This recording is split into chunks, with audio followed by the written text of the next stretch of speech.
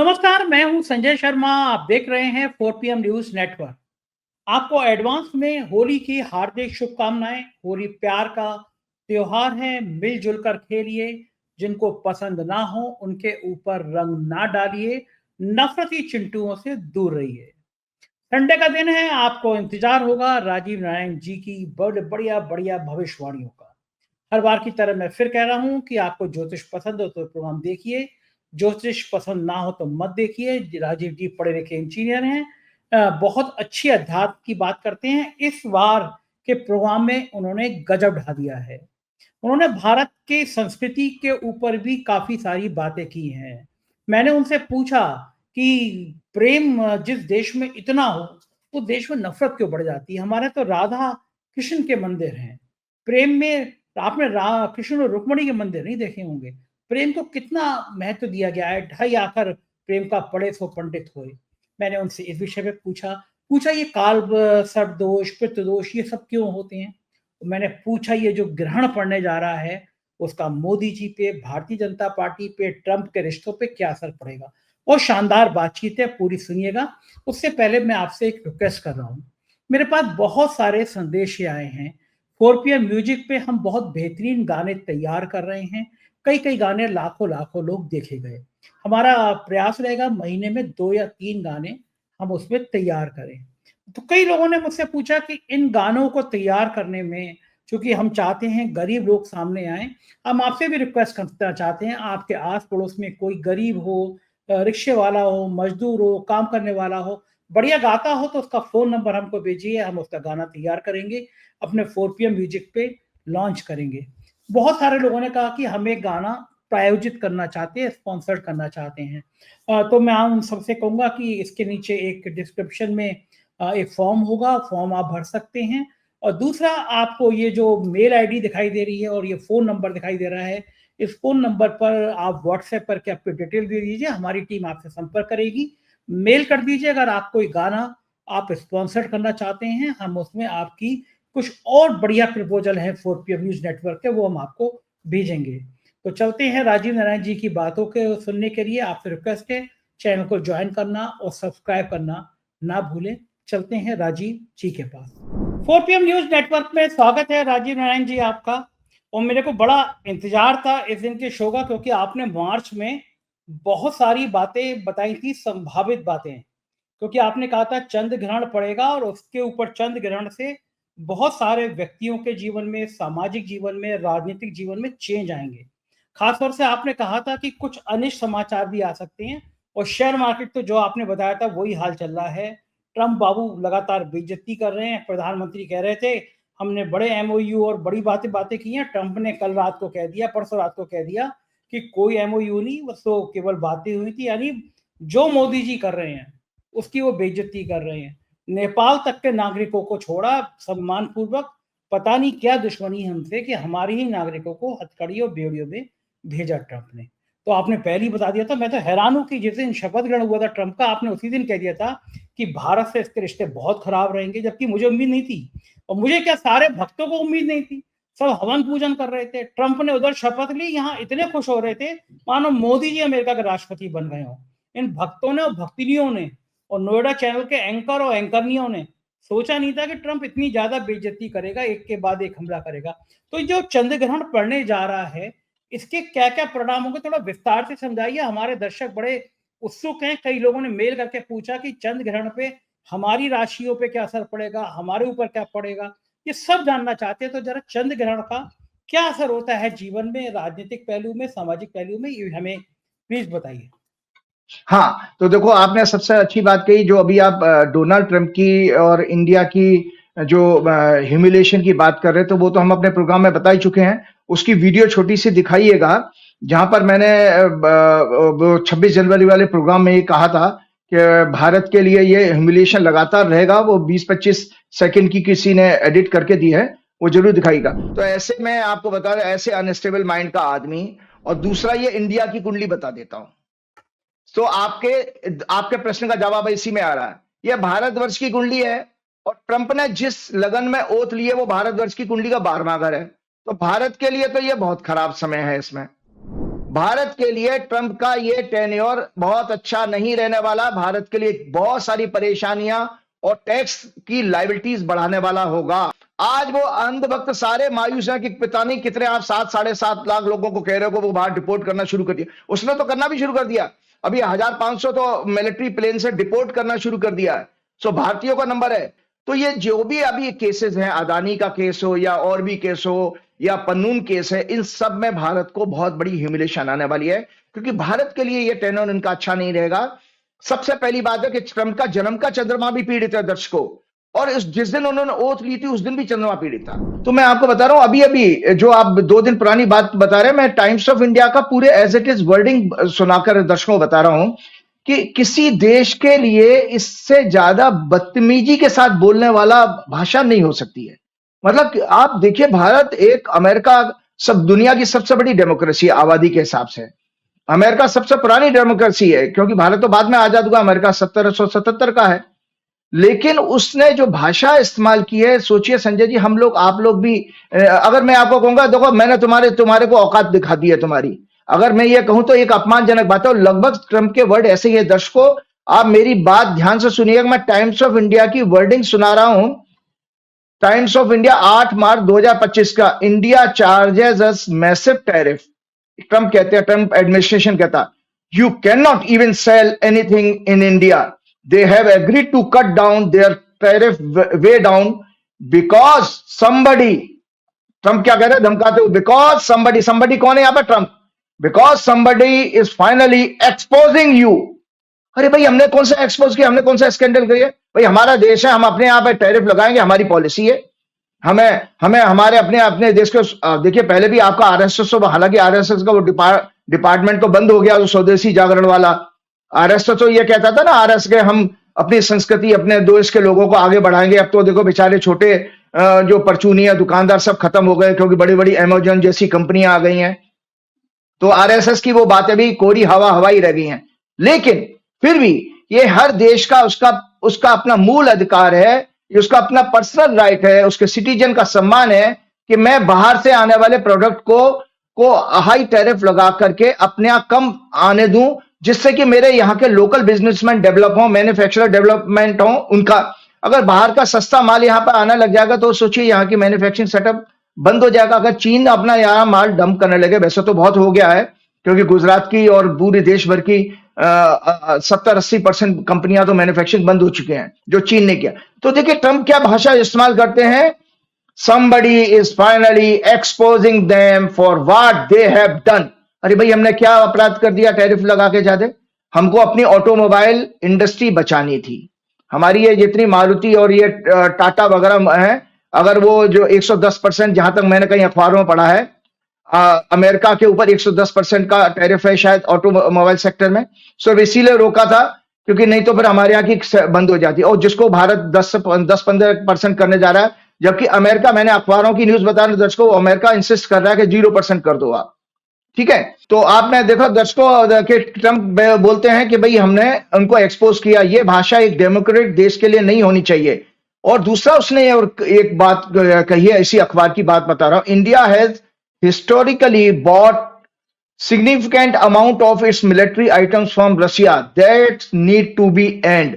मतलब जो हम अभी तक हमारे रशिया के साथ इंदिरा गांधी के टाइम से बहुत अच्छे संबंध रहे हैं, और हम लगातार बहुत भारी मात्रा में रशिया से मिलिट्री इक्विपमेंट्स खरीदते हैं। उसके लिए भी ट्रंप ने अभी यह कह दिया कि तुम उनसे नहीं खरीदोगे, आप हमसे खरीदोगे।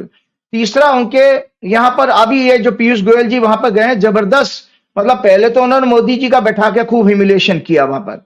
मोदी जी से ऐसे प्रश्न प्रेस वार्ता में करवाए जैसे मोदी जी वहां पे बगले झांकने लगे। कुछ प्रश्न की तो मोदी जी को अंग्रेजी भी समझ में नहीं आई कि वो क्या बोल गए, तो इसलिए वो ट्रंप ने ही उनको हैंडल किया। और अभी पीयूष गोयल वहां पे बेइज्जती करा के आए। पहले जयशंकर का हो क्या रहा है, हम लोग इतना क्यों झुक रहे हैं, तो ये सब एस्ट्रोलॉजिकली मुझे एक्सप्लेन करना है, क्योंकि ये मैं पहले प्रेडिक्ट कर चुका हूं। जो ट्रंप ने 26 जनवरी को 20 जनवरी को ओथ ली थी, और 26 जनवरी को मैंने आपके प्रोग्राम किया था। साथ में वो ये कहते हैं कि एक और उन्होंने चैलेंजिंग बात कह दी है संजय जी।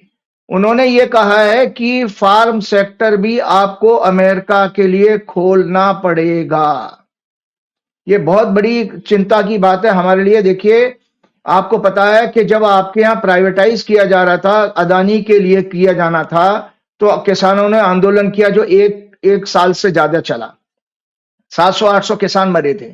अब आप बताइए कि वहां पर तो वो हाइब्रिड चीजें आपको आएंगी। अगर अमेरिका का सामने झुक गए, जो कि झुकने का सारा का सारा संकेत दिखाई दे रहा है मोदी जी का, इतना पूरी दुनिया में कोई प्रधानमंत्री नहीं दंडवत हुआ है जितना कि हमारे नरेंद्र मोदी में। सबसे ज्यादा आजाद भारत में 1947 के बाद किसी भी देश के मतलब हमारे देश के प्रधानमंत्री की अगर इतनी बेइज्जती हुई है तो मोदी जी से ज्यादा इतिहास लिखा जाएगा मोदी जी के जाने के बाद। और भाजपा के लिए भी कि जितना ये उन्होंने जंतर मंतर पे हवन किया था, ये हवन लग रहा उनका खंडित हो गया और उसका विपरीत प्रभाव ज्यादा दिखाई दे रहा है, होता ही है। तो उसमें उन्होंने ये कहा कि भारत वो देश है जो ब्रिक कंट्री का एक हिस्सा मेंबर बनकर के और नई करेंसी ला रहा था अमेरिका के लिए।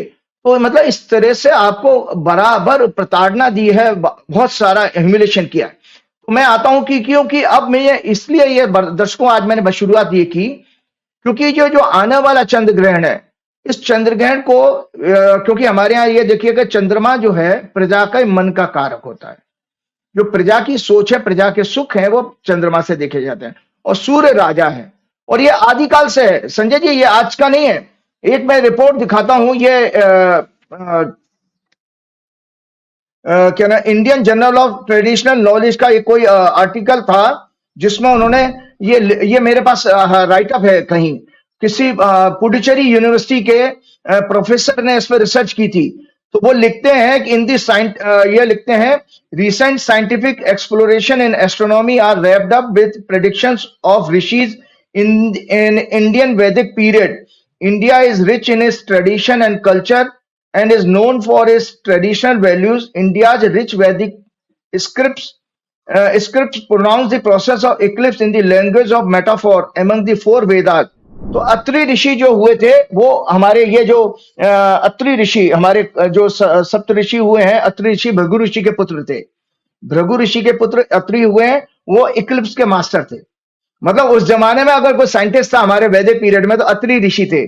और ये पुस्तक मैंने आप लोगों के यहाँ दिखाई है, इसमें पूरा का पूरा चैप्टर है। ये 12 महीना जो ईशा से पहले हुए, मतलब राजा विक्रमादित्य के, मतलब हम ये इसलिए बता रहे हैं कि हम जो ग्रहण की बात कर रहे हैं ये मेरे लिए नई नहीं है। मैं तो साइंस का स्टूडेंट हूं और मैं इसको जब देखता हूं कि रिजल्ट्स कैसे आते हैं। और सबसे पहले आप ही के यहाँ प्रोग्राम मैंने 6 अक्टूबर को जब किया था, सूर्य ग्रहण का प्रभाव शेयर मार्केट का बताया। और आप देखिए, और ये भी कहा था कि 3 से 6 महीने तक असर रहेगा लगातार। संजय जी, 2 दिन अभी जो शेयर बाजार थोड़ा सा चला था, भक्त खुश होने लगे। और जो इस बीजेपी सरकार के पेड लोग थे वो भी कहने लगे अब बाहर आने वाली है शेयर बाजार में। और उसके बाद देखिए फिर भी, लेकिन एफआईज ने लगातार एक भी दिन खरीदारी नहीं करी है। एफआईज अभी भी बेच रहे हैं। तो ये सब क्यों हो रहा? क्योंकि ये शॉर्ट कवरिंग की, हमारी बहती गंगा में हाथ धोने की आदत तो सबको होती है। तो हमारे यहाँ के जो बहुत बड़े जो इन्वेस्टर हैं, म्यूचुअल फंड है, उन्होंने भी शॉर्ट कर दिया माल को। जैसे बेच दो, आपके पास डिलीवरी ना हो और बेच सकते हो, उसको शॉर्ट करना कहते हैं। उसके बाद जब मार्केट शेयर नीचे और जाएगा उसको खरीद दो, आपका प्रॉफिट हो गया। तो ये किया गया, इसकी वजह से 2 दिन बाजार चला था और उसमें ट्रैप होने का था। मैं दर्शकों आप लोगों को बता दूं, बहुत खराब समय है। जो चंद्र ग्रहण 14 मार्च को पड़ने जा रहा है, जो 29 मार्च को पड़ने जा रहा है, ये भारत के शेयर बाजार को तबाह करने के लिए दोनों ग्रहण आ रहे हैं। तो मैंने इसलिए बताया 2 ग्रहण एक महीने में। हाँ, 1 महीने में। ये तो मैंने पहले ही आपके पिछले प्रोग्राम में कहा था कि पुरानी कहावत है कि राजा और प्रजा दोनों के लिए मृत्यु तुल्य कष्ट होता है अगर एक पक्ष में या 1 महीने में ग्रहण आ जाए। तो सूर्य का ग्रहण प्रशासन, गवर्नेंस, राजा, इसके लिए ग्रहण का मतलब है टू कैच, पकड़ना। उनकी आभा खत्म हो जाना, उनकी शक्ति खत्म हो जाना, उनके लिए अपमान आना या उनके लिए डेथ हो जाना, सत्ता परिवर्तन हो जाना, ये सारी चीजें हमारे वेदों में ये सब कही गई है। पूर्व काल में ऐसे ही देखा जाता। और ये जो चंद्रग्रहण जो होता है संजय जी, मैं आप टेक्निकली बता देता हूं कि ये चंद्रग्रहण बेसिकली प्रजा के लिए कष्टकारी होता है। मतलब एक राजा के लिए कष्टकारी सूर्य ग्रहण और प्रजा के लिए कष्टकारी। मैं सिलसिलेवार बताता हूं। तो सबसे पहले मैंने ये पुस्तक दिखाई थी और आपको बताऊं, ये कुंडली मैंने बनाई है। उस दिन तो मैंने हाथ से बनी हुई दिखाई थी, आज मैं प्रिंट आउट लिया है। ये कुंडली है आपका 14 मार्च 2025 को शुक्रवार के दिन 10:40 पर सुबह दिन में ये ग्रहण शुरू होगा। क्योंकि ग्रहण, चंद्र ग्रहण के लिए कंडीशन होती है। चंद्र ग्रहण जो है हमेशा इन कंडीशन में हो सकता है। ग्रहण की कंडीशन में दर्शकों को बता दे तो, क्योंकि थोड़ी साइंस की बात जरूर करूंगा, नहीं तो लोग साइंटिस्ट लोग सोचेंगे कि ये भी दकियानुसी बात कर रहे हैं। देखिए, चंद्र ग्रहण पड़ने के लिए संजय जी कंडीशन पहली पूरी होनी चाहिए, उस दिन पूर्णमासी होगी। मतलब चंद्र ग्रहण हमेशा पूर्णमासी को पड़ेगा, जब सूर्य और चंद्रमा आमने सामने होंगे 180 डिग्री में। और इसका लॉजिक क्या है, चंद्रमा का सूर्य के इर्द गिर्द सारे ग्रह घूम रहे हैं और सूर्य के प्रकाश से ही सारे के सारे ब्रह्मांड के ग्रह उपग्रह प्रकाशित होते हैं। तो जो सूर्य की आने वाली रोशनी के बीच में कोई व्यवधान आ जाए चंद्रमा पर जो जा रही है, तो वो चंद्र ग्रहण कहलाएगा। तो इसमें पृथ्वी आ जाती है बीच में। आपके जो सारे के सारे अपने अपने ऑर्बिट में गोलाई में घूम रहे हैं, तो उसमें पृथ्वी जब चंद्रमा और सूर्य के बीच में आती है तो चंद्र ग्रहण बनता है। और ये होता है आपके पूर्णमासी के दिन। और उसमें क्या होता है कि चंद्रमा की लाइट बंद हो जाती है, तो पृथ्वी के एटमॉस्फेयर से जो रिफ्लेक्ट होगा, पृथ्वी पे क्या है, मिट्टी, धूल, आंधी, बहुत सारा चीजें, क्योंकि जीवन तो केवल पृथ्वी ग्रह पे है। इसकी वजह से चंद्रमा की रोशनी बदल जाती है। तो आपको अभी से बता दे तो दर्शकों, आप दूसरे अमेरिका में दिखाई देगा, यूरोप में दिखाई देगा, ऑस्ट्रेलिया में दिखाई देगा, क्योंकि सुबह यहां पड़ रहा है, वहां रात होगी। चंद्रमा को तो रात को ही देख सकते हो। और अफ्रीका में दिखाई देगा, वहां पर ये रेडिश चंद्रमा है। रेडिश चंद्रमा जो खूनी चंद्रमा जिसको कहते हैं, बड़ा अशुभ माना जाता है पूर्व काल में, मतलब रक्तपात का संकेत है, कष्ट का संकेत है, इस तरह का। तो ये, और एक इसी तरह सूर्य ग्रहण कब होता है, दर्शकों में बता देता हूं कि जब आपका पृथ्वी के ऊपर सूर्य का प्रकाश आ रहा है और उसमें चंद्रमा जब बीच में आ जाता है, तो वो आपके सूर्य के प्रकाश को व्यवधान पहुंचाता है। तो ये सूर्य ग्रहण की कंडीशन है। और सूर्य ग्रहण के लिए कंडीशन कब बनेगी, अमावस्या के दिन। तो 29 मार्च को अमावस्या है, तो आपका सूर्य ग्रहण पड़ेगा। और 14 मार्च को आपकी पूर्णमासी है, तो सूर्य ग्रहण पड़ेगा। और साथ में मैं उन विषयों पर भी संजय जी बोलना चाहूंगा कि अक्सर आपने भी पीछे कभी प्रोग्राम में मेरे से पूछा था कि लोग ये कि भ्रांतियां क्या फैला दे, खाना खाना नहीं चाहिए और गर्भवती महिलाओं को नहीं चाहिए, ये सब विषयों पर मैं आऊंगा। तो मैं सबसे पहले मैंने टेक्निकली बताया कि ये जो एक और चीज आपको बता देता हूं कि जो हमारा जो सोलर सिस्टम है दर्शकों, solar system consist of sun and other members of family consisting of several celestial bodies, जो 7 ग्रह हैं पूर्ण। और बाद में हमारे साइंटिस्टों ने नेपच्यून और 2 और कुछ ग्रहों को खोजा था। which revolve around the sun is at the center of this system has the light of its own। आप बताएं कि जो एक दो ऑर्बिट मतलब क्या नाम है आपके सोलर सिस्टम में, एक तो सूर्य के नजदीक कुछ ग्रह हैं, एक सूर्य के दूर है कुछ ग्रह। तो मैं जल्दी से बता देता हूं, सूर्य के जो नजदीक है वो बुध है, शुक्र है और अर्थ। तीसरे नंबर पर अर्थ है, सबसे नजदीक बुध है, उसके बाद आता है शुक्र, उसके बाद आती है पृथ्वी। और चंद्रमा अपने आप में कोई ग्रह नहीं है, चंद्रमा पृथ्वी का उपग्रह है जो पृथ्वी से लगा हुआ है। ठीक है, तो ये कहलाता है इनर सोलर सिस्टम। और जो आउटर सोलर सिस्टम है उसके ग्रह हैं, उसमें आते हैं मंगल, बुध, मंगल के बाद आता है बृहस्पति, बृहस्पति के बाद आता है शनि और यूरेनस, नेपच्यून जो आते हैं, इनकी बहुत सारी दूरी है। और इसके अलावा जितने एस्टेरॉइड्स हैं, मीटेरॉइड्स हैं, कॉमेट्स हैं, interplanetary gas, dust and solar wind है। आपको पता है जैसे वहां पर सोलर विंड, वहां पर तूफान भी, साइक्लोन भी आते हैं सूर्य के ऊपर बहुत सारे, ये उल्का पिंड वगैरह जो होते हैं ना, इसको अंग्रेजी में एस्टेरॉइड्स कॉमेट्स कहते हैं। तो ये जो है आपके हमारा सोलर सिस्टम हो गया, ये हमारा साइंटिफिक है। और इनकी ये सबसे बड़ी बात बता देता हूं कि एक लॉ ऑफ ग्रेविटेशनल फोर्स होता है, गुरुत्वाकर्षण की शक्ति, जिसके कारण हमारी ये ऊर्जाएं हमारे को प्रभावित करती हैं। जिसका प्रत्यक्ष उदाहरण है, सबसे छोटा कॉमन उदाहरण, अगर सूर्य की रोशनी ना आए तो पौधे और प्लांट वेजिटेशन बंद हो जाएगा, खत्म। उसको फोटोसिंथेसिस कहते हैं। क्योंकि सूर्य जो है हमारे यहाँ हमारे शरीर में प्राण शक्ति को बढ़ाने वाला होता है। हम आपको बताया ये क्या नाम है, मतलब मॉडर्न साइंस में भी इस चीज को मान लिया गया। एक फॉर्मूला होता है, दर्शकों बता देता हूं, लॉ ऑफ अट्रैक्शन का फॉर्मूला है F is equal to G m1 m2 upon r²।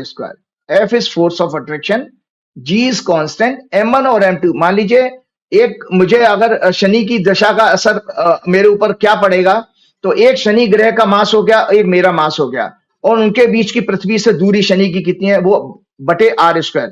तो जो जितना नजदीक ग्रह होगा उसका उतना ही फोर्स ऑफ अट्रैक्शन सबसे ज्यादा होगा। तो चंद्रमा चूंकि पृथ्वी के साथ जुड़ा हुआ है, तो हमारे पृथ्वी पर मानव है, इसीलिए चंद्र ग्रहण का और सूर्य ग्रहण का हमारे ऊपर सबसे ज्यादा फर्क पड़ता है, क्योंकि डायरेक्ट ऊर्जा हमको प्रभावित करती है। मैं जल्दी से बता देता हूं। हम सभी जानते हैं कि संसार के समस्त पदार्थों, वृक्ष, फल, अन्न आदि पर दो ऊर्जाओं का सीधा प्रभाव है। सूर्य ज्ञान शक्ति और प्राण शक्ति, फोटोसिंथेसिस भरता है। फोटोसिंथेसिस को प्राण शक्ति कहते हैं। सूर्य की ऊर्जा वायुमंडल इसके द्वारा हमारे प्राण को शुद्ध करती है। शरीर में शुद्ध प्राण ही सेल्स एंड नर्व्स को की ग्रोथ को, हमारा जो नर्वस सिस्टम है, नर्व की ग्रोथ, उस बॉडी में जैसे प्लांट में भी ग्रोथ होती है, नर्व्स की हमारे अंदर भी होती है। रिपेयर करता है बोन का, बोन मैरो का, बोन का भी कारक है, एंड प्योर हीमोग्लोबिन को भी कंट्रोल करता है।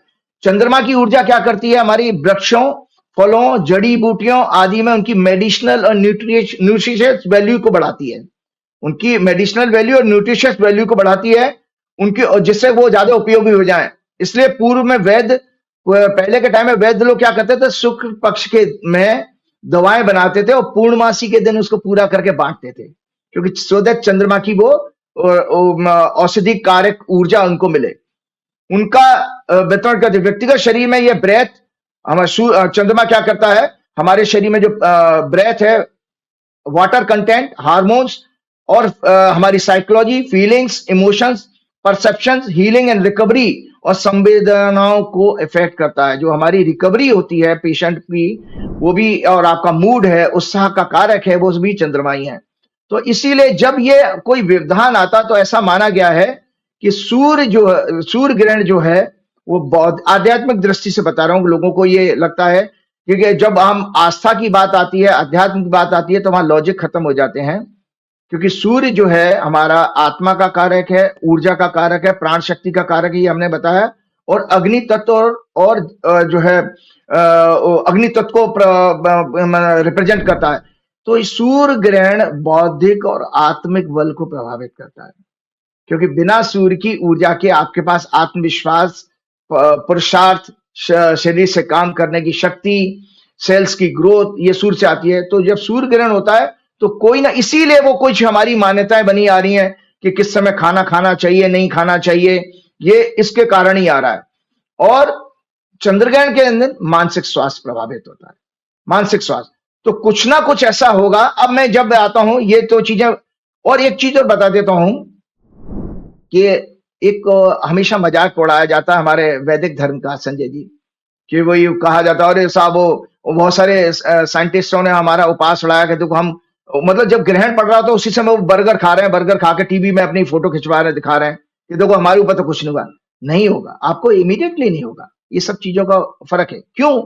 क्योंकि देखिए, जब अगर हमारा मन से हम दुखी हैं, और आप खाना कब खाते हो? जब प्रसन्न मन में, प्रसन्नता के साथ हो मूड, तो वो फूड आपकी बॉडी में ज्यादा उसकी नरिशमेंट होती है, आपकी वो ऊर्जा उसको ज्यादा अच्छी प्राप्त होती है, और आपको वो फूड लगता है, खाना लगता है। तो भोजन ना करने के बारे में एक लॉजिक आता है कि भाई क्यों नहीं करना चाहिए। ये दर्शकों को जानकारी, क्योंकि आगे विषय आएगा। और हमेशा याद रखिए, सूर्य ग्रहण का सूतक 12 घंटे पहले और चंद्र ग्रहण का सूतक 9 घंटे पहले लगता है। हालांकि ये ग्रहण यहाँ नहीं दिखाई दे रहा है, तो बहुत सारे पंडित जी अब लोग कहेंगे कि भाई इसका कोई फर्क नहीं पड़ता। लेकिन मैंने पिछले प्रोग्राम में भी आपके 6 अक्टूबर के लिए कहा था कि चूंकि वो कन्या और मीन की एक्सिस में ग्रहण पड़ा था, तब भी मैंने ये कहा था कि भारतीय शेयर बाजार के लिए ये बहुत अशुभ समाचार लेके आएगा, और वो घटना घटी है। देखिए, अब तो प्रत्यक्ष को प्रमाण किया, अब तो ये नहीं कह सकते। तो अब उन लोगों को खंडन हो गया कि भाई जो लोग कहते ग्रहण नहीं दिख रहा था, वो भी सूर्य ग्रहण हमारे यहाँ नहीं दिखा था। तो चूंकि खगोलीय घटना तो है, ब्रह्मांड को थोड़ी आप माइनस कर दोगे।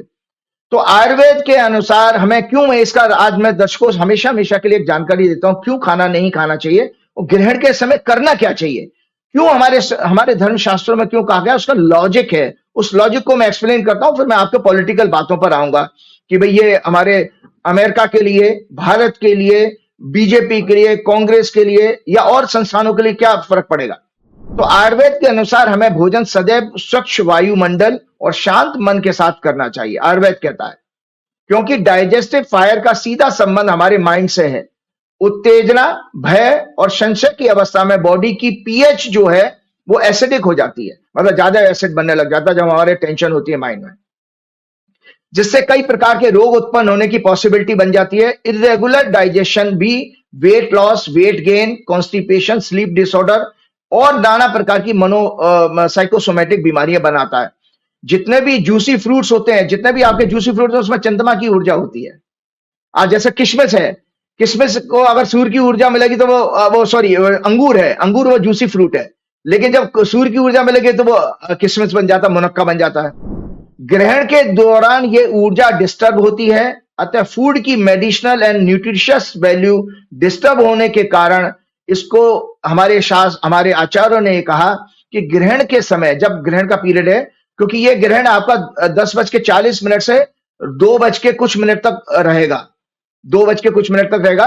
तो उस समय के पीरियड में हमें क्या करना चाहिए? तो फूड की medicinal and nutritious value disturb होती है, जो हेल्थ के लिए अच्छा नहीं है। दूसरा, मन के डिस्टर्बेंस से हमारा डाइजेस्टिव सिस्टम कमजोर होने की संभावना रहती है।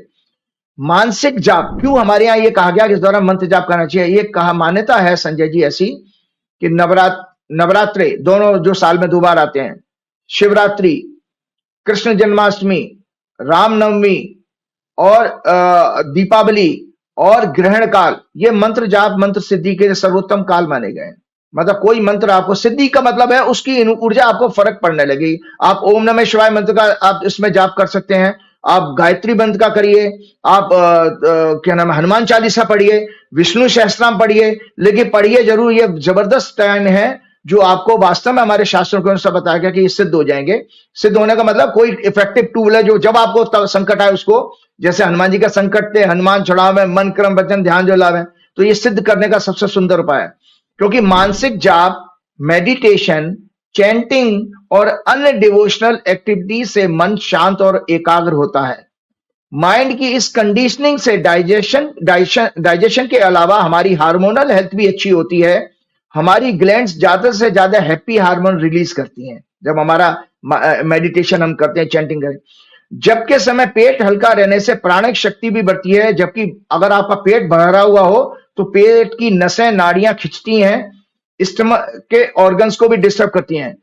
और इसमें कुशा तुलसी का एक चीज और मान्यता मानी गई है कि जब हम ग्रहण के दौरान खाने पीने की चीजों में तुलसी का पत्ता डाल सकते हैं, ये कहा गया जाता है। उसका लॉजिक इसलिए बताता हूं। कुशा का आसन, कुशा के आसन को बहुत पहले ऋषि मुनि जो तपस्या करते हैं तो कुशा के आसन में बैठ के, तो कुशा तुलसी का यूज इसलिए किया जाता है, इनके अंदर अधिक मात्रा में इलेक्ट्रोमैग्नेटिक एनर्जी होती है जो खाने पीने के सामान पर ग्रहण के दौरान नेगेटिव ऊर्जा के प्रभाव को कंट्रोल करती है। तो इसलिए ये दर्शकों, ये इसका एक आपका आध्यात्मिक पहलू मैंने ग्रहण का बता दिया। अब मैं पॉलिटिकल पहलू के लिए आता हूं, जो कि ये ग्रहण सबसे पहले मैं लेता हूं इंडिया की चार्ट को, क्योंकि भारतवर्ष में ये ग्रहण दिख नहीं रहा, लेकिन क्या करेगा, ये वही विनाशकारी चीजें लेके आएगा। इंडिया की चार्ट में ये 4-10 की एक्सेस से शुरू होता है, 4-10 की एक्सेस है, वो राइटअप मैं आपके यहां भेजूंगा, आप दिखाइएगा। और ये एंड होगा जब, तो उसमें 5-11 की एक्सेस, शेयर बाजार की एक्सेस आ जाएगी। तो भारत के लिए ये जो आपका ग्रहण जो पड़ने वाला है, वो आपके इंडिया के चार्ट में, दो it will not be visible in India, लेकिन ग्रहण शुरू होने के समय भारत की कुंडली का लग्न ही उदय हो रहा है। वृषभ लग्न में ये ग्रहण पड़ रहा है और ये 10:40 पर पूर्णिमा के दिन शुरू होगा। ये ब्रह्मांड में जब ये ग्रहण शुरू होगा उस समय टॉरस लग्न उदय हो रहा है। लग्न में 8वें घर का स्वामी जुपिटर है। फाइनेंस, इकोनॉमी, जीडीपी के 2nd हाउस में 12वें घर का स्वामी मंगल है। 4th हाउस में 3rd लॉर्ड मून है। 10वें घर का स्वामी, 9वें घर का स्वामी शनि से एक्सपेक्टेड है और 4थे घर का स्वामी सूर्य भी उसको एक्सपेक्ट कर रहा है 4th हाउस में। इसमें शनि और सूर्य की एक ही डिग्री है। जो ग्रहण की मैंने कुंडली दिखाई थी, शनि और सूर्य एक ही डिग्री में। शनि हमारा प्रजा का कारक है, डेमोक्रेसी का कारक है, और सूर्य हमारा गवर्नेंस और रूलर का कारक है। तो इस ग्रहण का 6 महीने तक संकेत ये रहेगा कि पूरे विश्व में राजा, मतलब रूलर और पब्लिक के बीच में भयंकर संघर्ष होने का योग बन रहा है। मतलब सड़कों पर लोग आएंगे, प्रोटेस्ट करेंगे उनकी पॉलिसीज के लिए। क्योंकि कौन सी पॉलिसी? जो उनकी इकोनॉमी को डिस्टर्ब करती है, उनकी पर्सनल सेविंग को डिस्टर्ब करती है। एक तो तरफ तो शेयर बाजार का नुकसान मैं प्रेडिक्ट कर रहा हूं अभी ये दर्शकों, कि शेयर बाजार का नुकसान होगा, प्राकृतिक प्रकोप आएंगे, लैंडस्लाइड, स्नोफॉल, और जो है आपके बर्फबारी के तूफान, बर्फ के जो तूफान होते हैं वो, जिससे कि ये बताना कि फोर्थ एस्पेक्ट से 11th हाउस में जो अभी 11वें घर से हमारे नए कानून देखे जाते हैं, जो भारत सरकार ने अभी नया इनकम टैक्स का कानून जो लेके आ रहे हैं, और इसके अलावा मीडिया का हाउस का लॉर्ड भी इस समय मीन राशि में नीच का है, और तीसरे घर का स्वामी चंद्रमा, मैंने कहा तो मीडिया के जरिए जो सोशल मीडिया को कंट्रोल करने की सरकार की मंशा है, इसमें मेलाफाइड मंशा है, छल कपट से मीडिया सोशल मीडिया को कंट्रोल करने की कोशिश करेगी। भारत की कुंडली की बात कर रहा हूं, पूरे विश्व में ये होगा। और संजय जी, जो अभी जिसपे आपके कई सारे प्रोग्राम मैं देख रहा था कुछ लोगों के, कि जो नए इनकम टैक्स के लॉज के जरिए वो आपके व्हाट्सएप, आपके ईमेल उसमें जाए, ये बेसिकली वो षड्यंत्र है जिसके कारण रिवोल्ट होगा जनता का। मेरी उस प्रेडिक्शन पर चले जाएं जो मैंने आप ही के प्रोग्राम में कहा था कि 6 सितंबर से मंगल की दशा आंदोलन की दशा है, 7 वर्ष की है, जो अभी तक हमारे 10 साल से हम देख रहे थे कि देश में आंदोलन होना बंद हो गए थे, जनता सुस्त हो गई थी, हर मुद्दे पर चुप रहती रहती है। वो सडनली उसमें आप देखेंगे एक परिवर्तन आना लगेगा कि लोग सड़कों पे आएंगे और अपने विरोध करेंगे। तो मैं आपको बताता हूं, ये ग्रहण भारत की कुंडली के 410 एक्सेस में शुरू होकर के 511 की एक्सेस में स्टॉक मार्केट की एक्सेस में खत्म होगा। भारत में फाइनेंस, स्टॉक मार्केट और न्यू टैक्स लॉज के कारण सत्ता और जनता में कॉन्फ्लिक्ट होगा। ये कानून कोर्ट में चैलेंज होंगे, ये आपके जो कानून सरकार जो लेके आई, मीडिया वाले भी, और नए इनकम टैक्स का कानून भी, और लोगों का भारी लोगों का विरोध होगा, और एससी होलिस्टिक अप्रोच के कारण इन्हें बदलने का, इनको स्टे देने का प्रयास करेगा, ऑर्डर देगा। पड़ोसी देशों से संबंध और खराब होंगे। ऑयल, गैस और अन्य energy sector, automobile, chemical, pharma sector, farming etcetera के लिए ग्रहण अशुभ है। कृषि, खेतीबाड़ी के लिए बहुत अशुभ है। हिल्स में भारी बर्फबारी, रेन्स के कारण लैंडस्लाइड, अर्थक्वेक जैसे प्राकृतिक प्रकोप का भी योग है। क्योंकि अर्थक्वेक का भी मैंने बात की, क्योंकि होता क्या है, ये जो एनर्जी अर्थक्वेक कब आता है कि हमारी जो पृथ्वी के अंदर जो टेक्टोनिक प्लेट्स हैं, जब वो मूवमेंट के कारण जो आपस में रगड़ खाती है तो एनर्जी जनरेट होती है। वो जो सूर्य और चंद्रमा की जो प्योर एनर्जी, इनको उसको एक इलेक्ट्रोमैग्नेटिक जो फोर्स के जरिए जो बांध के रखती है, वो डिस्टर्ब होने के कारण हमारे अर्थक्वेक आते हैं। ऐसा देखने में एक रशियन साइंटिस्ट ने 100 अर्थक्वेक को रिसर्च किया था, तो उसमें पाया था कि वो earthquake most of the earthquake 90% से ज्यादा ग्रहण के आसपास आते हैं, चाहे वो सूर्य ग्रहण हो या चंद्र ग्रहण हो, तो उसमें अर्थक्वेक आने की संभावना कहां पर आएगा? पहाड़ों में। आपका जो उत्तर भारत और उत्तर पूर्व भारत में ग्रहण का योग आ रहा है हमारे भारत की कुंडली के अनुसार। अब यूरोप का, और मैं अब अमेरिका के लिए बता दो, ये अमेरिका की कुंडली है। दर्शकों, ये जो अमेरिका की कुंडली है, अमेरिका की कुंडली में ये फाइनेंस के एक्सेस में पड़ रहा है। कन्या और मीन लगन की एक्सेस अमेरिका की 6, 2 और 8 हाउस की एक्सेस है, 8th हाउस की। तो संजय जी, जो ट्रंप अभी जो टैरिफ जगह जगह लगा रहे हैं, इस समय इतना ज्यादा पूरी दुनिया में इस पागलपन के टैरिफ ट्रेड वार की वजह से अमेरिका के जनता के लिए भी बहुत परेशानी होगी। महंगाई वहां पर बढ़ने वाली है, क्योंकि दूसरे देश भी टैक्स लगा रहे हैं। तो अमेरिका में जो सामान आ रहा था, अमेरिका में अब मैन्युफैक्चरिंग तो होती नहीं है, बहुत सारा चाइना से सामान जाता है, चाइना ने भी टैक्स लगा दिए। इसके कारण अमेरिका में भी सत्ता परिवर्तन, मतलब सत्ता के खिलाफ बहुत आंदोलन होने की संभावना है, और अमेरिकन पीपल के लिए इकोनॉमी के लिए बहुत खराब है। एक्चुअली में देखिए, जो ट्रंप जो जीत के आए, तो ये यूनाइटेड स्टेट की कुंडली है। His tenure as an unpredictable uncertainty, wavered policies which may be backfired, may be the cause of humiliation to him, his administration, and people of US. His many decisions, tax policies, immigration policies may be challenged in the court of law. The people of US may see his tenure with unrest, unhappiness, violence, shooting incidents, terrorist activities due to bad law and orders. US has Leo, क्योंकि सिंह लगन है US का, उसका 10वें घर का स्वामी शुक्र will be in 8th house और वक्री है with debilitated second lord, 11th lord Mercury with Rahu Ketu axis. इसलिए ये ग्रहण यूएस सहित विश्व के सभी देशों की इकोनॉमी, जीडीपी, करेंसी के लिए अत्यंत अशुभ होगा। उनके प्रेसिडेंट की अनप्रेडिक्टेबल और mala fide uncertain policies, tariff war के कारण ट्रेड वार बढ़ेगा। विश्व में जबरदस्त महंगाई के कारण सभी वस्तुएं महंगी होंगी, विश्व की जनता के कष्ट बढ़ेंगे, क्योंकि मंगल का इफेक्ट आ रहा है। स्टॉक मार्केट में वोलाटिलिटी रहेगी, सूर्य शनि की क्लोज डिग्री के कारण रूलर्स और पब्लिक में अनरेस्ट बढ़ेगा, अनएम्प्लॉयमेंट, महंगाई, citizenship, migration laws, war policies के कारण और प्रोटेस्ट होंगे। जुडिशरी एग्जीक्यूटिव में भी कंफ्लिक्ट होगा। अमेरिका की कुंडली में आ रहा है कि अमेरिका में ट्रम्प के बहुत सारे डिसीजन को जुडिशरी चैलेंज करेगी, स्टे करेगी। तो जुडिशरी और एग्जीक्यूटिव में वहां पर उनका कॉन्फ्लिक्ट आ रहा है। 10वें घर का 8वें घर का स्वामी इसमें एक्सचेंज है, indicate the humiliation to the ruling leadership, their policies में बी बैकफायर्ड इन कंट्रीज में भूकंप और फ्लड, स्नोवॉल जैसी नेचुरल कैलेमिटीज आने का भी योग बन रहा है। तो ये पॉलिटिकल, मैंने आपको जियो पॉलिटिकल बताया कि ये पूरे एंटायर अमेरिका और अमेरिका के जरिए हमारे यहाँ भी है। और आती है बात इसमें आपकी जब भारत की कुंडली में, तो बीजेपी के लिए ये ग्रह सबसे ज्यादा खतरनाक है, क्योंकि ये बीजेपी की जो कुंडली है, ये बीजेपी की कुंडली जो आपकी 6 अप्रैल 1980 की मिथुन लगन की कुंडली है, तो बीजेपी की कुंडली में 410 एक्सेस में आ रहा है। तो पार्टी संगठन जो जिसकी जो आइडियोलॉजी से बनी आरएसएस और बीजेपी के अंदर बहुत कॉन्फ्लिक्ट बढ़ेंगे इस ग्रहण के कारण। आने वाले जो 2 ग्रहण है, ये सत्ता के संघर्ष, आरएसएस बेसिकली प्रॉक्सी वार करेगी बीजेपी की इस लीडरशिप के कारण। तो ये मैंने आप लोगों को ग्रहण के कारण बताए, और इसके साथ साथ कुछ ऐसी भ्रांतियां थी जो समाज में ज्योतिष के जो बहुत सारे ज्योतिषियों के द्वारा। एक सेकंड में पूछूंगा, मैं कई बार भूल जाता हूँ आपका पूछना। लोग कहते हैं कि इस पे पितृ दोष है, इस पे कालसर्प दोष है, इस पे गुरु दोष है। ये सब चीजें क्या होती है? दोष क्या होते हैं? ये जन्मपत्री में वो दोष होते हैं, ये दोष कैसे ठीक होते हैं? कोई कहता है नासिक के मंदिर चले जाओ, वहाँ कालसर्प योग का पूजा पाठ करा लो। इस तरह की जो चीजें रहती हैं, क्या इनमें ये क्या चीज होती है? इसके बारे में लोग कंफ्यूज क्यों होते हैं? जी, बहुत अच्छी बात। तो एक पहले, उससे पहले मैं बता दूं, ये मैंने ट्रम्प की ओथ की हॉरोस्कोप दिखाना भूल गया था। इसमें ये 6/12 की एक्सेस में है।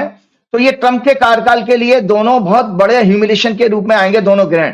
ये है कुंडली, और ये डोनाल्ड ट्रम्प की खुद की अपनी हॉरोस्कोप है।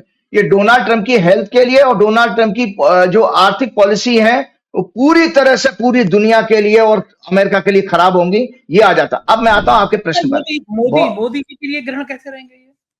भाई मोदी जी की तो हमने क्योंकि हॉरोस्कोप हमने शुरू से ही आपके एक स्टैंड लिया कि भाई मोदी जी की तो बर्थ कुंडली है नहीं।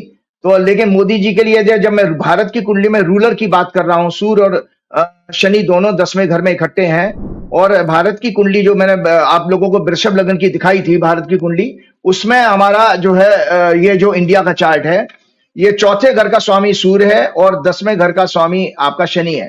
4थे घर से प्रजा देखी जाती है और 10वें घर से राजा।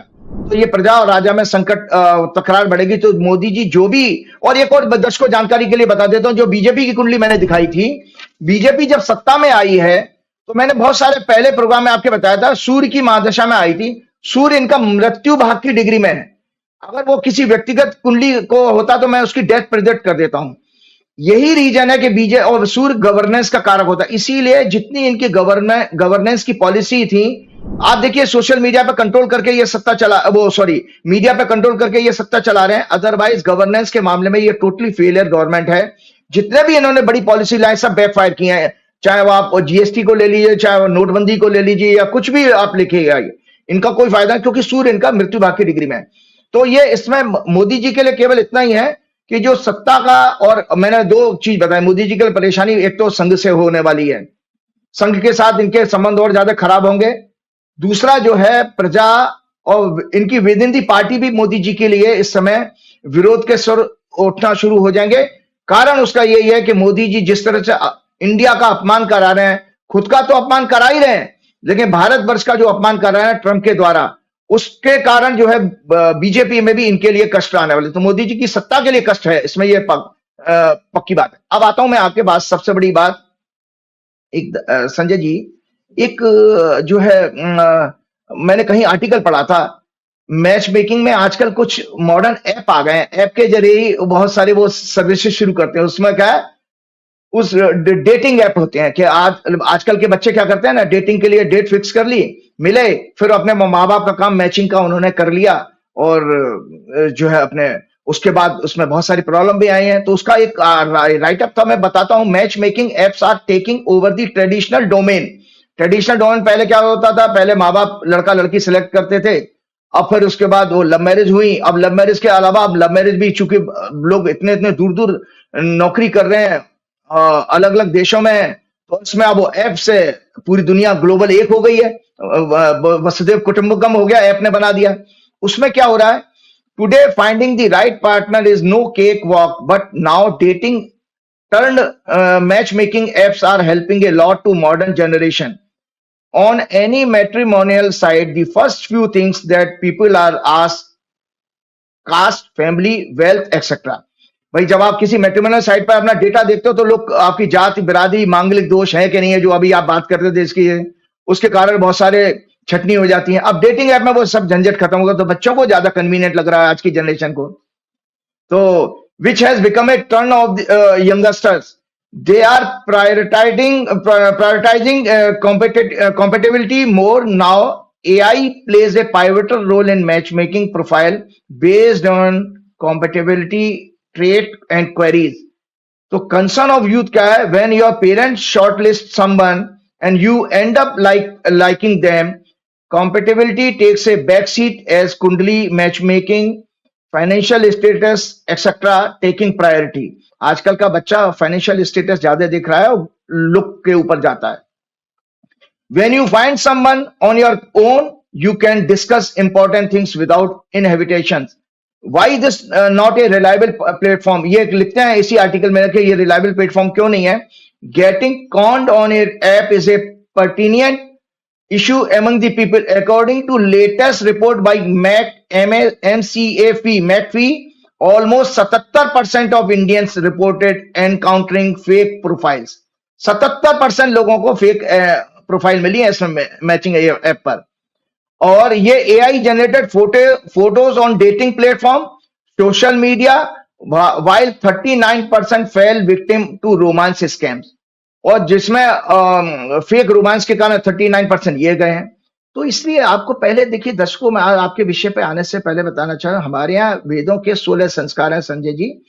16 संस्कार में 15वां संस्कार हमारा विवाह आता है, और विवाह को एक आध्यात्मिक संस्कार दिया, क्योंकि हमारे जब एक मनुष्य पैदा होता है तो 3 प्रकार के ऋण लेके आता है, देव ऋण, पितृ ऋण और ऋषि ऋण। तो पितृ ऋण जो होता है, हमारे फोर फादर्स ने जो हमारे पैदा होने से लेके हमारे ऊपर जो खर्चा किया, हमारे पेरेंट्स ने, और हमारे फोर फादर जिस जनरेशन में, जिस फैमिली में आप आए हैं, उनका ऋण कैसे चुकाएंगे। तो हमारे शास्त्रों की मान्यता है कि आप आगे संतानोत्पत्ति करके अपनी लाइनेज को आगे बढ़ा करके, उनको सेवा करके नेचर की साइकिल को आगे बढ़ा सकते हो। ये उसमें ऑब्जेक्टिव था। और आपको पता है संजय जी, 4 फेरे होते हैं शास्त्र, 7 नहीं होते हैं फेरे। आपको पहले, आपने एक बार पहले चौके भी थे, मैं आपको जानकारी के लिए बता देता हूं। हमारे वैदिक धर्म, मैंने तो आपकी बेटी की शादी में देखे थे, हाँ देखे ना, हनुमान चालीसा कर रहे थे और 4 फेरे आपने कराए थे। 4 फेरे, जी। तो 4 फेरे उसमें, और आपको जानकारी के लिए बताता हूं, हमारे 3 फेरे में लड़की आगे रहती है, 1 फेरे में लड़का आगे होता है। तो 3 फेरे कौन से होते हैं? धर्म, अर्थ, काम, ये आपके 3 फेरे में लड़की आगे है। तो धर्म मतलब लड़की का कहना है कि मैं लीड करूंगी, तुम राइटियस पैसा कमाओगे, भ्रष्टाचार के जरिए पैसा मेरे घर में नहीं लेकर के आओगे। भाई धर्म का अर्थ में यह है कि जेन्युइन तरीके से पैसा कमाना, चाहे आप व्यापार से कमाएं या नौकरी से सैलरी लेकर के आए।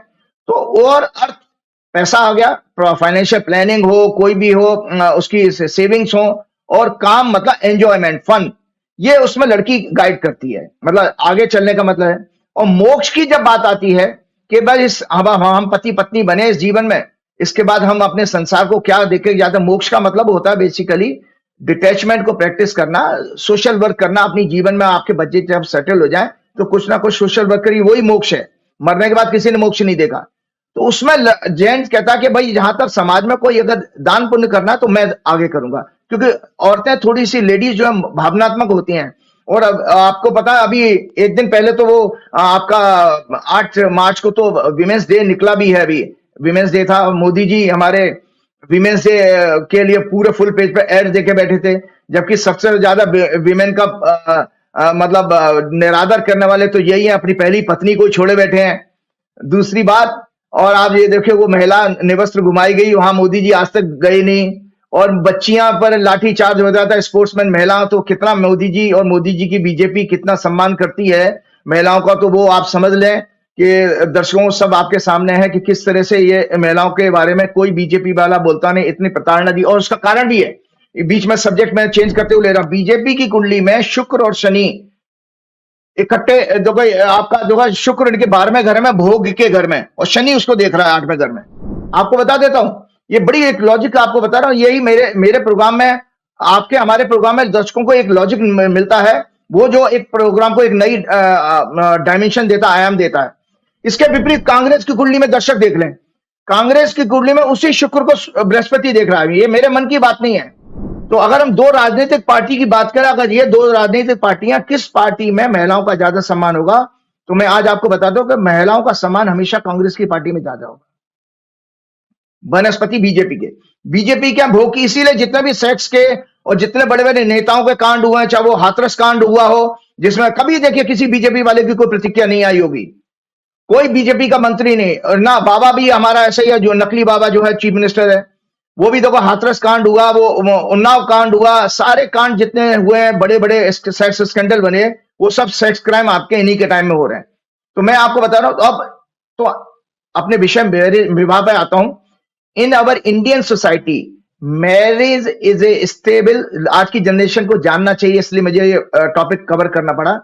इन our Indian society marriage is a stable socio religious institution. It gives us legal, emotional, financial and economical support and backup. Now weakening of the institution of marriage is very big social problem. एक बड़ी problem है कि जिस तरह से मेरे पास में भी बहुत सारी कुंडलियां आती हैं, मैंने आपको पिछले प्रोग्राम में ही आपकी बताई थी कैसे गुड़ मिलान फेक है और उसमें शादियां टूट जाती हैं, और ज्योतिषी भी इसके लिए रिस्पॉन्सिबल है। जो मैं आपका जो क्वेश्चन था मांगलिक दोष का और पितृ दोष का, तो मैं आपको बता दूं कि ये इसके वजह से very large number of couples are battling in the courts, reveal the sad story, जो कोर्ट में केसेस चल रहे हैं। With the creation of heaven like comforts, speedy travels, क्यों टूट रही है इसका कारण भी हमें जानना चाहिए। तो उसका कारण बताया गया, किसी सोशल रिसर्च हुई थी, रिसर्चर्स ने एक रिसर्च पेपर सबमिट किया था, उसमें बताया था कि with the creation of heaven like comforts, speedy travels, quality of entertainment, endless desire of materialism, lifestyle, working stress, lack of sleep, communication, sharing, etc. at the cost of happiness and contentment, social researchers find these changes responsible for the infighting और tug of war in home. घर में जो झगड़े होते हैं मियाँ बीबी में, उसके कारण ये बताए उन्होंने। And that has been found breaking the family ties on slight provocation and frivolous reasons. मतलब ये जरा से प्रोवोकेशन के, जैसे एक किसी के बहुत बड़े आदमी थे, उनके घर की कुंडली, एक लड़की जरा सा, लड़के ने फोन नहीं उठाया, इसी बात पर वो घर का छोड़ के चली गई और 7 साल से घर से बाहर है। तो ये इस तरह के विषय आ रहे हैं। अब आते हैं आपके मांगलिक दोष की बात है। सबसे पहले मैं आपको एक चीज बताता हूं, काल सर्प दोष क्या है। काल सर्प दोष दर्शकों बता देता हूं, कोई भी कुंडली ले लीजिए, ये है जैसे कि आपकी हाँ, भारत की कुंडली दिखाता हूं आपको। सबसे बड़ा इंटरेस्टिंग काल सर्प दोष का केस देख लिए, ये दर्शकों भारत की कुंडली है। भारत का जन्म ही काल सर्प दोष में हुआ है। भारत क्यों काल सर्प दोष ऐसा बता संजय जी, राहु केतु जहां पर हो, राहु स्नेक का हेड माना गया है और केतु को टेल माना गया है। तो राहु केतु के लेफ्ट या राइट साइड, या अगर ऐसे हॉरिजॉन्टल है तो ऊपर या नीचे, अगर सारे ग्रह किसी की कुंडली में आ जाएं तो वो काल सर्प दोष बनता है। तो ये इस पर हमने रिसर्च किया। अच्छा, ये पहले हमारी ज्योतिष की किताबों में कहीं नहीं है, जितनी भी बुक्स में दिखाता रहता हूं इनमें कहीं काल सर्प दोष का कोई वर्णन नहीं है। ये कुछ लालची ब्राह्मणों ने या कुछ पंडित कर्मकांडी पंडितों ने जनरेशन की, कब की हमें नहीं पता, लेकिन साउथ में इसका बहुत ज्यादा है, जहां पर लाखों हजारों रुपए की पूजाएं कराई जाती है, लाखों रुपए की पूजाएं कराई जाती हैं। वो आप जो नासिक का नाम ले रहे थे, हरिद्वार का नाम है, कुछ केरल में भी है, कोई जगह तमिलनाडु में जगह है। तो पहले मैंने आपको बताया कि राहु केतु के लेफ्ट या राइट साइड में अगर सारे ग्रह आ जाते हैं तो वो ऐसे व्यक्ति की कुंडली काल सर्प दोष मानी जाती है। आज आप इसका भांडाफोड़ करने के लिए संजय जी मैं कुछ ऐसी महत्वपूर्ण कुंडली दिखाना चाह रहा हूं जिससे कि आपको पता लग जाएगा कि ये कितना फेक था, कितना फेक है। आप देखो, पहली बात तो जो भारत की कुंडली में बताया कि क्या भारत पूरा बर्बाद हो गया? नहीं, भारत की कुंडली काल सदोष की कुंडली है, क्योंकि आप देखिए राहु केतु के सारे लेफ्ट हैंड साइड में सारे ग्रह हैं भारत की कुंडली में, राहु केतु के ये सारे के सारे ग्रह लेफ्ट हैंड साइड में, मतलब इस साइड में कोई ग्रह नहीं है। तो मतलब उसको कहते हैं कि नाग ने जो है सारे ग्रहों को, सारी आपकी सुख समृद्धि और सारी भौतिक सुख और आपकी ग्रोथ को खा लिया, ऐसी मान्यता काल सर्प दोष बना दिया।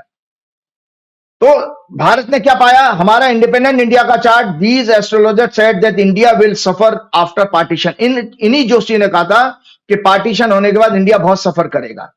लेकिन आज हमारी अचीवमेंट देखिए, एग्रीकल्चर रिवॉल्यूशन हमारे यहां आया, इंडस्ट्रियल रिवॉल्यूशन हमारे यहां आया, परचेजिंग पावर बढ़ी, हमारे यहां बहुत सारे रिच एनआरआईज हैं, आईटी रेवोल्यूशन, हम दुनिया में आईटी में हमारा बहुत नाम है, और लिटरेसी लेवल भी हमारा बढ़ा है।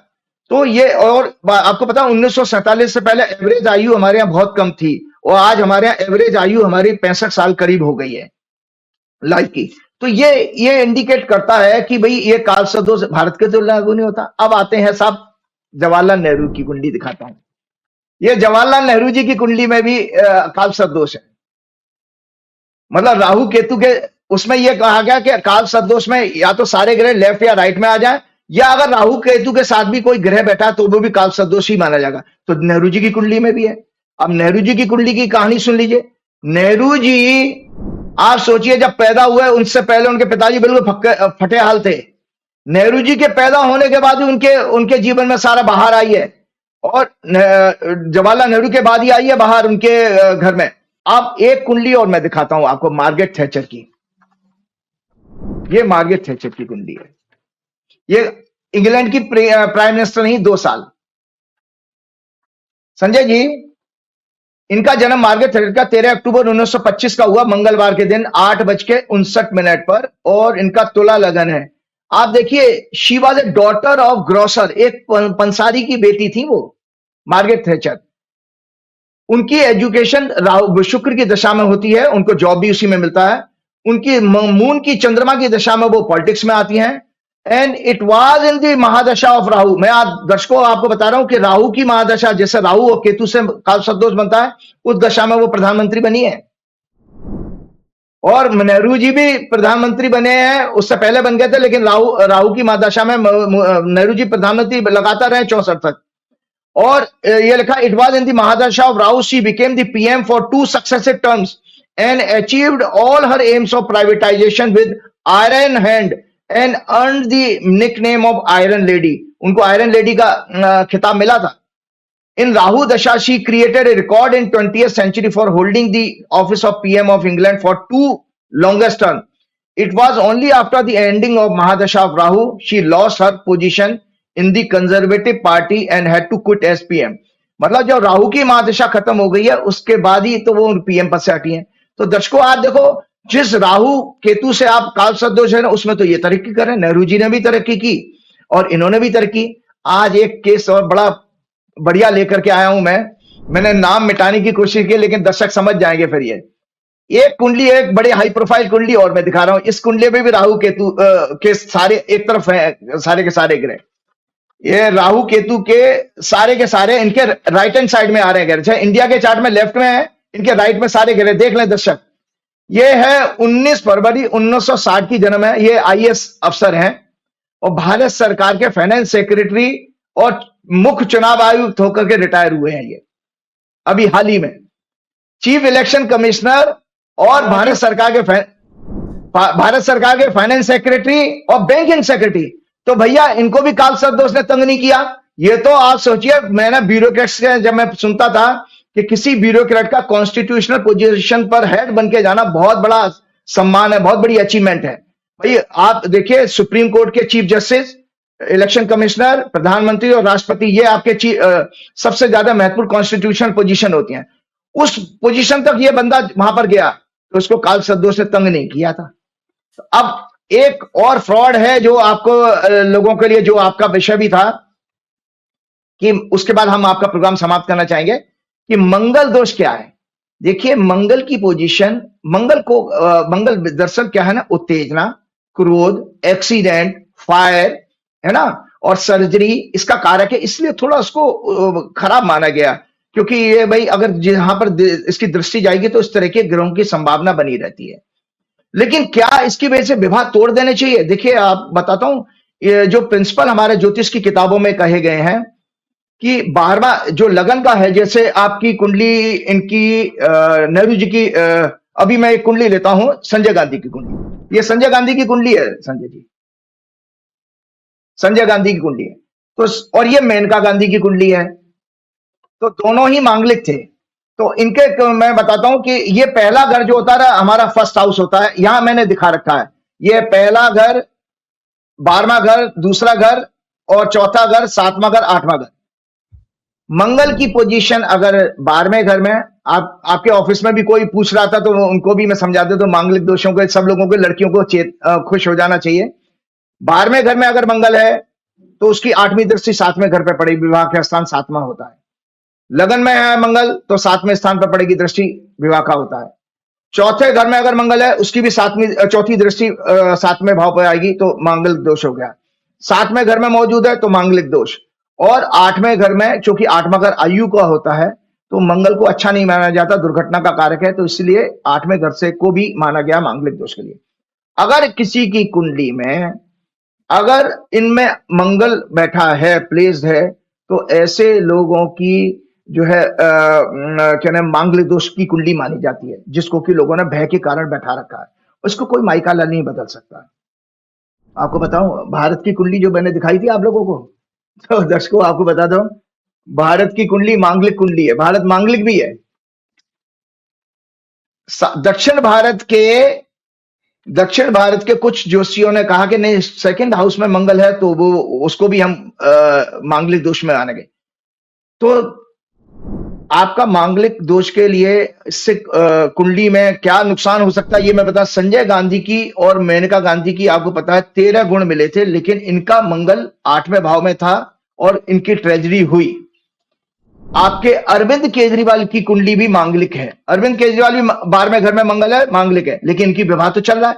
ये मैं भ्रांति दूर कर रहा हूं, संजय गांधी और मेनका गांधी के केस में तो दुर्घटना दिखाई दे रही है, उसके कई और कारण हो सकते हैं, लेकिन अरविंद केजरीवाल की मैरिज सक्सेसफुल मैरिड लाइफ है, क्योंकि अरविंद केजरीवाल के 12वें घर में मंगल है। इसी तरह हाँ, राजीव गांधी की कुंडली भी मांगलिक कुंडली है, राजीव गांधी के सेकंड हाउस में मंगल है, ये राजीव गांधी की कुंडली है, इनके सेकंड हाउस में मंगल है। ये इंदिरा गांधी की कुंडली है, इंदिरा गांधी की कुंडली में भी मंगल है।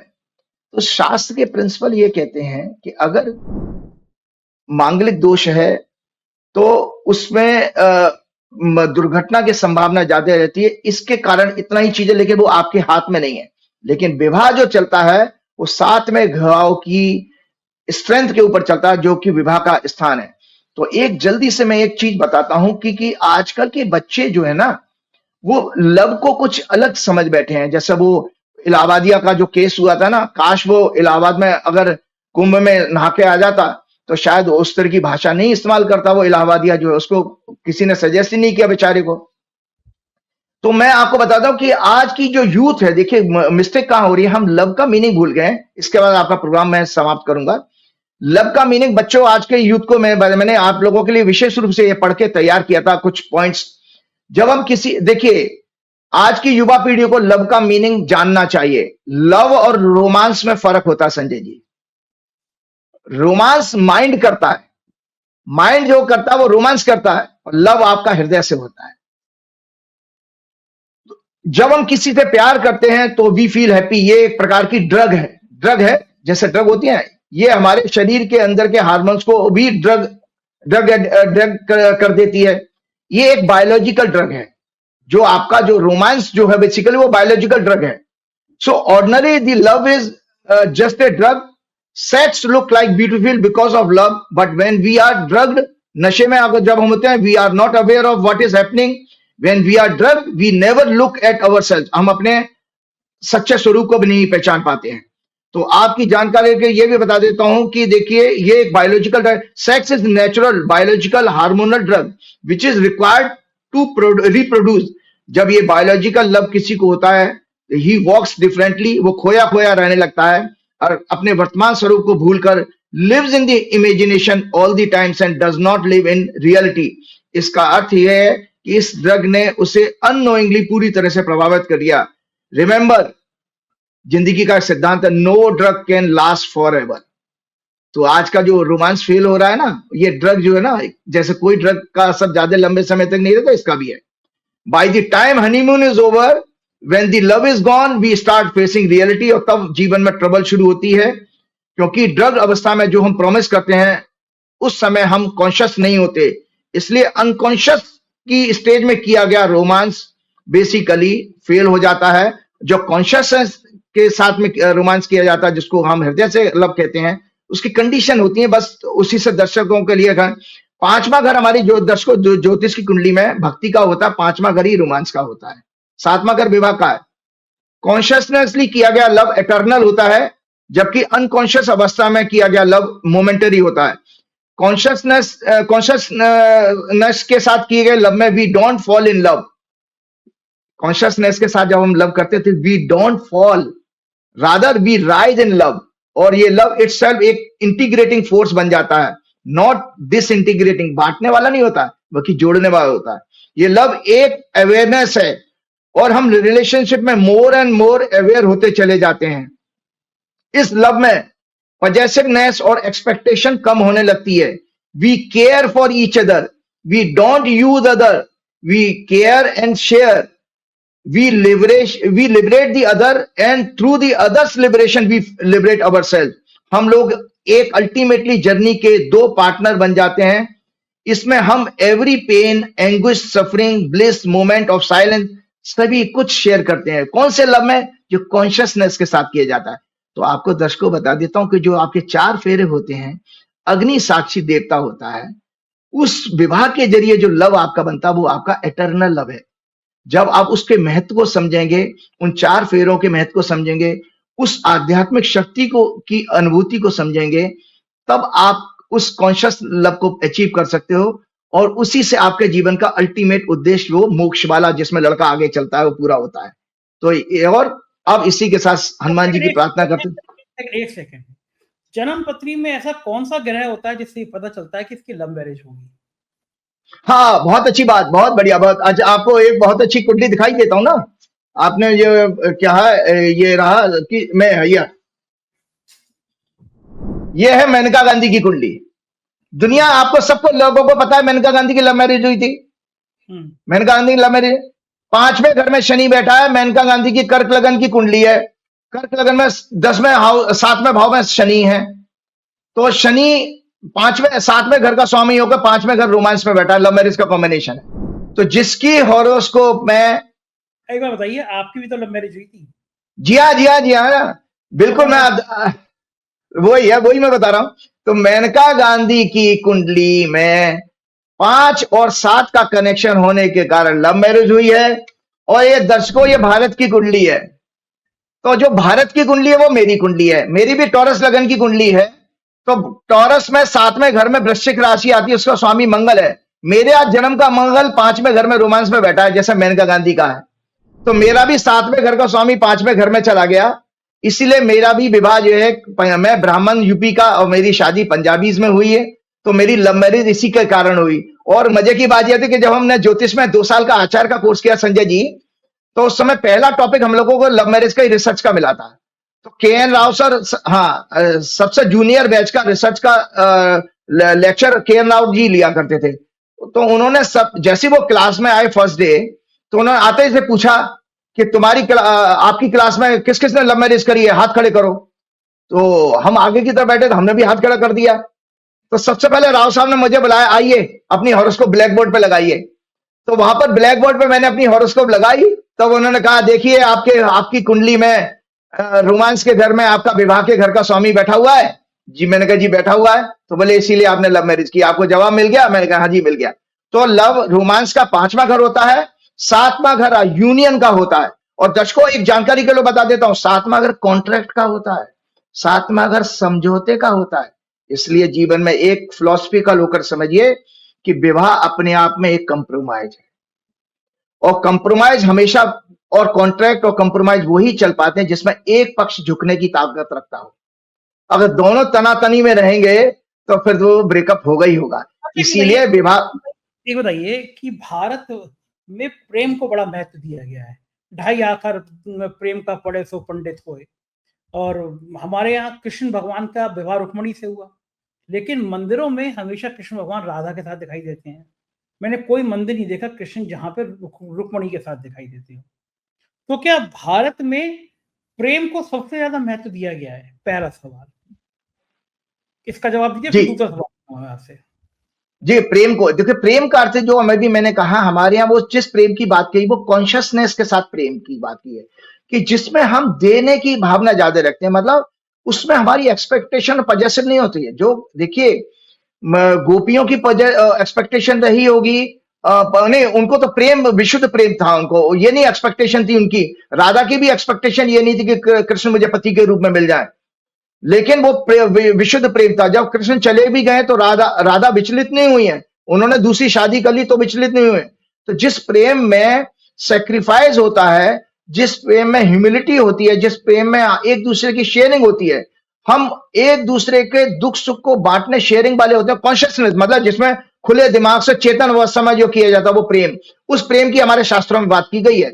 बाकी जो प्रेम है वो तो ड्रग है, जो शारीरिक आकर्षण से हो रही है, जो हार्मोनल है। जैसे वो अब लड़की नहीं कह रही थी उस प्रोग्राम में, वो जो प्रोग्राम था वो बकिया, वो कौन सा कॉमेडी शो था, उसमें जब उससे पूछा कि मेरे को पति परमेश्वर ऐसा मिल जाए, फिर जाने पर क्या गंदी गंदी बातें करने लग गई।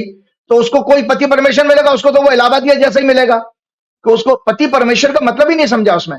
देखिए, पति परमेश्वर का मतलब, विशुद्ध लव की बात, आपके प्रश्न पर, आपके जवाब पर आ रहा हूं। विशुद्ध लव का मतलब शारीरिक नहीं होता, आत्मिक होता है। और जब आत्मिक होता है तो वो आपको छोड़ के भी चला जाएगा, तब भी आप उसके लिए कर्ज नहीं करोगे, आप बुराई नहीं करोगे उसकी। कृष्ण और रुक्मिणी का जो प्रेम था वो आत्मिक नहीं था, उनके मंदिर क्यों नहीं है फिर? नहीं नहीं नहीं, मंदिर और मंदिर की कहानी अलग है। देखिए, मंदिर बनना, किसी की पूजा करना, वो अलग चीज है, क्योंकि हमारे शास्त्रों में रुक्मिणी के संग दिखाई क्यों नहीं देते, कृष्ण भगवान राधा के संग क्यों दिखाई देते हैं, ये जानना चाहता हूं। देखिए, वो तो एक माइथोलॉजिकल हमारे श्रीमद् भागवत की है कि वो लक्ष्मी जी का अवतार थी, इसके कारण वो रहा है। तो पूजा के लिए वो प्रेम का, ये देखो, कृष्ण प्रेम का प्रतीक थे, और रुक्मिणी को उस रूप में नहीं देखा गया है, विशुद्ध प्रेम के रूप में। मेरे घर पे तो वो लड़ाई हो गई। मैंने कहा कि देखो, मैंने बीबी से यही बात कह दी जो आपसे कह रहा हूँ, कि देखो प्रेम को ज्यादा महत्व, कृष्ण भगवान राधा के संग है। तो बीबी बोली मैं तुम्हारी राधा हूँ, तो मैं कहा मैं दूसरी रुक्मिणी ढूंढ लूं, तो लड़ाई हो गई मेरी। तो मैं ये प्रेम का कोई टिपिकल टाइप का सवाल पूछ रहा था। तो इसमें यहाँ पर क्या आ रहा है, ये यहाँ पर आ रहा है क्योंकि वो आपकी वाइफ या किसी की भी वाइफ पजेसिव होती हैं। एक्सपेक्टेशन जहां पर आएगी, पजेसिवनेस आएगा, वहां पर आपका वो विशुद्ध लव नहीं होता, फिर वो आपका ड्रग बन जाता है। ड्रग हो गया ना, जो आपका रोमांस जिसको कह रहे हैं। वो रजनीश ने एक बहुत अच्छी बात कही है कि वो पति कहेगा लड़की, मतलब प्रेमी कहेगा लड़की से कि मैं तुम्हारे लिए जान दे दूंगा, तुम मेरी सब कुछ हो, और लड़की किसी दूसरे लड़के से बात कर लेगी तो वो इसकी जान लेने को तारू हो जाएगा। तो वो मतलब वो केवल जान दे दूंगा वाला बात केवल ये कि पॉजिटिवनेस थी वो। दूसरी चीज, एक चीज और पूछना चाहता हूँ मैं। भारत में अकेला दुनिया का देश है जहाँ हमारे यहाँ काम देवता होता है। हमारे बाकायदा काम शास्त्र लिखा गया है। हमारे यहाँ खजुराहो के मंदिर है जो सेक्स की फोटो लगी हुई है वहां पे। लेकिन हम लोग इतने पजेसिव हैं कि हम काम शास्त्र में बात नहीं कर सकते। अगर कोई व्यक्ति अगर सेक्स पे बात करता है तो हमारे बुजुर्ग लोग, हमारे सारे धार्मिक लोग इस विषय पे बात नहीं कर सकते। तो क्या हिंदू धर्म में या भारतीय संस्कृति में क्या काम, जिसका काम देवता है, जिसका काम शास्त्र है, उस पे हम लोग काम पे बात क्यों नहीं कर सकते? जो जीवन की जिस विषय पे उत्पत्ति हुई है उस विषय पे बात करने में इतनी हिचक क्यों? आजकल बच्चों को जानकारी नहीं दी जा रही है। बच्चों के सामने माँ बाप कहेंगे नहीं, इस विषय में बात नहीं करोगे। तो ये संस्कृति क्यों डेवलप हुई भारत में? नहीं नहीं, हमारी अभी के टाइम में हुआ है, लेकिन पहले के टाइम में, आपके पौराणिक काल में तो आप देखिए ऋषि मुनियों के तो बहुत सारे प्रेम हुए हैं। देवता लोग आकर्षित हो जाते थे ऋषियों की पत्नी से, और उनके बच्चे तक हुए हैं। पूर्व काल में नहीं था, ये कुछ कालांतर में डिस्टॉर्ट हो गया है, कुछ 1200 साल पहले।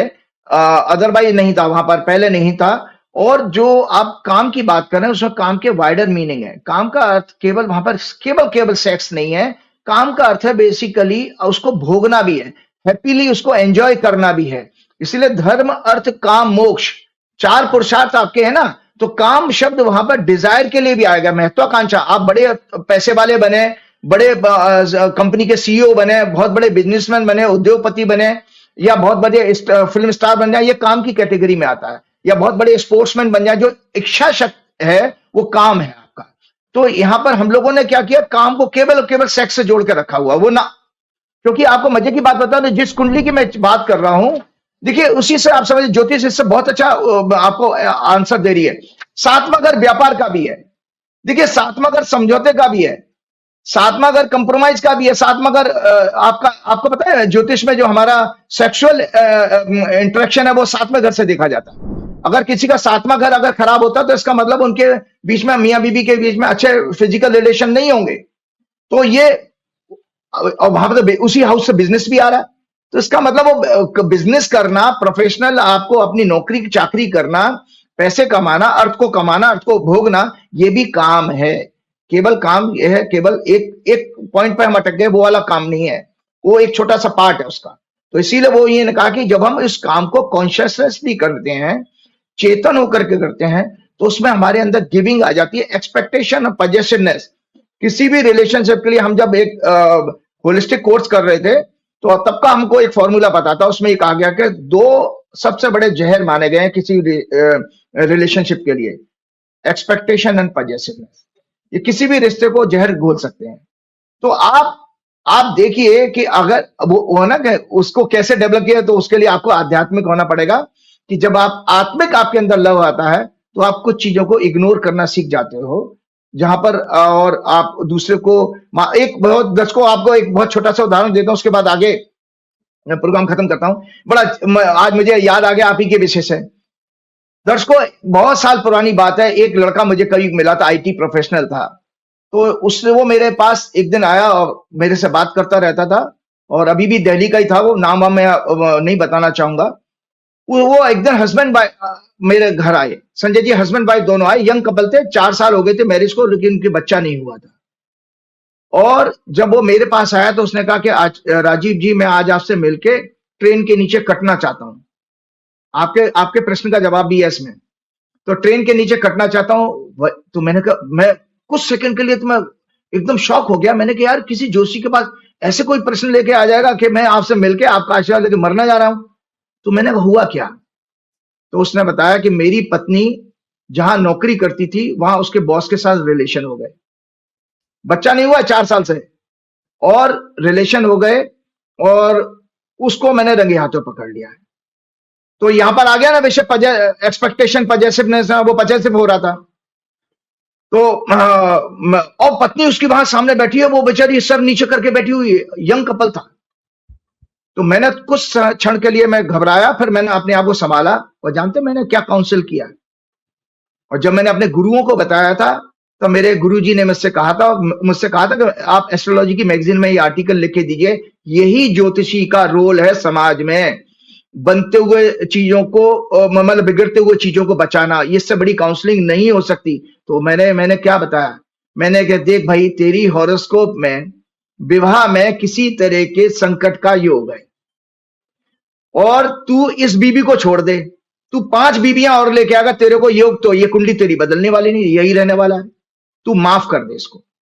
मैंने उसकी कुंडली में संजय जी पकड़ लिया था कि कोई बच्चा आ रहा है, उसका 1 साल के अंदर बच्चा होने वाला है। अब बच्चा तो तभी होगा जब बीबी होगी। तो मैंने जो उसको काउंसलिंग दी थी संजय जी, मैंने कहा इस लड़की को माफ कर दे, और तुम लोग वृंदावन जाओ। वृंदावन की 10 किलोमीटर की परिक्रमा होती है पूरी टाउनशिप की, एक परिक्रमा करके आना, 1 साल के अंदर तुम्हारे बच्चा होगा। संजय जी, उस लड़के ने मेरे पैर छुए, लड़की ने भी मेरे पैर छुए गए। उसके बाद उन्होंने महीने भर बाद वृंदावन की परिक्रमा लगाई, वहां से मेरे को फोन किया था उन्होंने, और 1 साल के अंदर उनके एक बेटा पैदा हुआ। तो मैंने जब जिस लोगों को ये किस्सा सुनाया, मैंने अशोक यादव जी की वाइफ को भी सुनाया था, और उन लोगों को भी सुनाया, वो भी कहने लगे भैया आपने 2 जीवन बचाए। एक तो वो मर जाता कट के, तो वो तो मर ही गया, तो लड़की की भी लाइफ खराब हो जाती क्योंकि वो विडो हो जाती। तो मैं यही चीज आपको बताता हूं, अगर आपकी कुंडली में मांगलिक दोष है, इससे विवाह टाला जाए, ये गलत धारणा है। कोई आपके ग्रह, उस ग्रहों के पोजीशन, दोष शब्द हमारे को कभी नहीं कहना चाहिए। हम कौन होते हैं ईश्वर के विधान में उंगली उठाने वाले? आपके ग्रह आपकी मर्जी से तो नहीं बैठे हैं दर्शकों, आपके ग्रह आपकी मर्जी से, जो आपके पिछले जन्म के संचित कर्मों के आधार पर आपकी कुंडली मिली है, आपको जो भी मिली है, उसको कोई माइकालाल, कोई जोशी नहीं बदल सकता।